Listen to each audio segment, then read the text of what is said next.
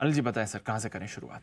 शुरुआत बंसल जी के चेहरे पे मुस्कुराहट 9 बज गई क्या? हाँ बज गई। बंसल जी अब आप मुस्कुरा सकते हैं, 9 बज चुकी, क्योंकि पहला स्टॉक है जेएसडब्ल्यू स्टील के अरे फ्यूचर्स में वाह। खरीदारी करने की राय है जो बंसल जी ने। Bansal ji, are you feeling better, happy, happier?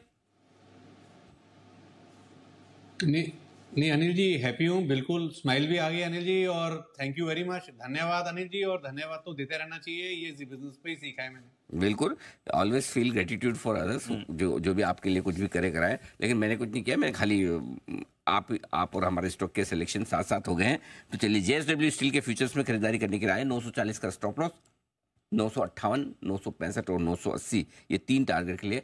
Metals में रिकवरी की उम्मीद है, और जिस तरह से फेड की मीटिंग के बाद थोड़ी थोड़ी हो भी रही है, उम्मीद करते हैं कि थोड़ी और बढ़ेगी और हम मेटल शेयरों में बाउंस बैक की उम्मीद करेंगे। आज एक अच्छी रिपोर्ट भी है जेएसडब्ल्यू स्टील पे, मेरे ख्याल से मक्वायरी की तरफ से रिपोर्ट है, उसका भी थोड़ा असर देखने को मिलेगा।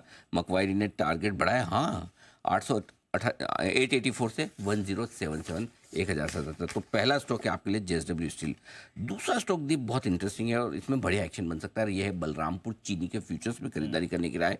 577 का स्टॉप लॉस है, 592, 599 और 610। इस स्टॉक को थोड़े बड़े टारगेट के लिए खरीदिए, क्योंकि हम शुगर शेयरों पर हम काफ़ी बुलिश हो रहे हैं। सेक्टर में अच्छी तेजी का माहौल बन रहा। एक हमें एनबीएफसी का था, एनबीएफसी के साथ साथ दूसरा सेक्टर जो बढ़िया तेजी के लिए तैयार होता दिख रहा है वो है बलरामपुर, शुगर का शेयर, क्योंकि इथेनॉल की जिस तरह से प्राइसेस बढ़ रही हैं, डिमांड बढ़ रही है, ग्लोबली रो शुगर के दाम थोड़े कम हो। हालांकि अभी भी हमें उसका फ़ायदा ग्लोबल मार्केट्स में अभी क्यों नहीं मिल रहा है, क्योंकि हमारे यहाँ प्राइसेस अभी भी बेहतर है। लेकिन इवेंचुअली सेंटिमेंट के लिहाज से ये बड़ी चीज़ें हो रही हैं। और इथेनॉल पे जो सरकार का फोकस है, प्राइसेस इथेनॉल की भी बढ़ने की तैयारी में, ये सारी चीज़ें मुझे लगता है इस स्टॉक को आपको इन्वेस्टमेंट के हिसाब से भी लेकर रखना चाहिए। एक अच्छी बात है कि आज वायदा कारोबार के बैन से बाहर भी आज ही निकला है, एकदम सही टाइम पे हुआ। तो मुझे लगता है आज ये कमाल कर सकता है, यहाँ पर खरीदारी करने का एक मौका। तो ये 2 फ्यूचर के स्टॉक्स हैं। अब आइए 2 कैश स्टॉक। आईआईएफएल फाइनेंस, यहाँ पर खरीदारी करनी है। एनबीएफसी पर हम बुलिश हैं। इस स्टॉक पर नज़र काफ़ी समय से थी, अंडर परफॉर्म कर रहा था जब से गोल्ड लोन पर इसका बैन लगा था। पहले लेवल लिख लीजिए, 482 ये स्टॉप लॉस का लेवल है। 520, 530 और 550 तक के बड़े टारगेट के लिए खरीदें। अगर ये स्टॉक आज 8-10% चल जाए तो मुझे आश्चर्य नहीं होगा, अच्छी मजबूती दिखा सकता है। जो रेस्ट्रिक्शन था इनके गोल्ड लोन पर, आरबीआई ने हटा दिया है तत्काल प्रभाव से। 4 मार्च 2024 को ये लगा था बैन। जेफरीज की तरफ से भी एक अच्छी रिपोर्ट आई, जिन्होंने 470 से 595 का टारगेट इसके लिए दिया है, तो बड़ा अपग्रेड उनका भी हुआ है।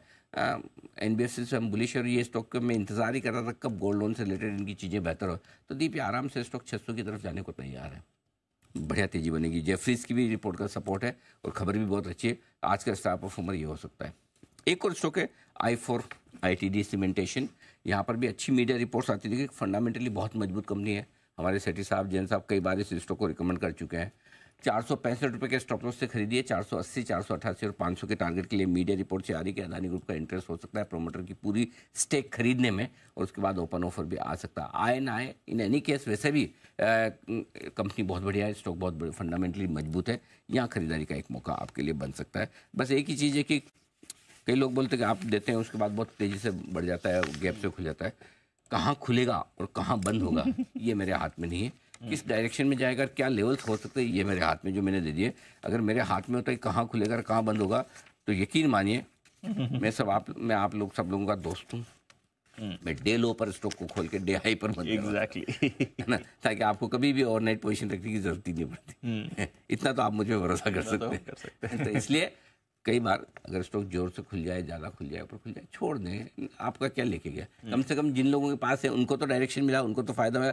दूसरों के फायदे में भी खुशी अगर आपको मिलने लगी तो आपकी खुशी कई गुना बढ़ जाएगी, क्योंकि अपनी तो कभी कभार ही होती है, थोड़ी सी होती है, दूसरों के पास ही ज़्यादा दिखती है। तो ज़्यादा खुश होने का मौका ढूंढिए। बी पॉजिटिव, बी पॉजिटिव, बस। All right sir.